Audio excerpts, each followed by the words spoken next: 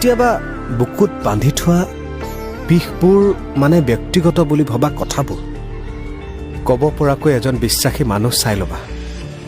মূৰৰ বিষবোৰতো ঠিকে আছে, বুকুৰ ভিতৰত বিষ হ'লে কষ্ট পাবা।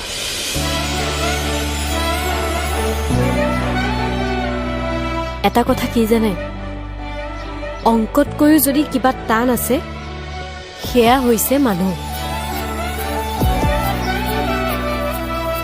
অংকৰ এটা সমাধান সূত্ৰ থাকে, কিন্তু মানুহৰ নাই। আচলতে মানুহ এটা মাৰাত্মক জটিল অংক।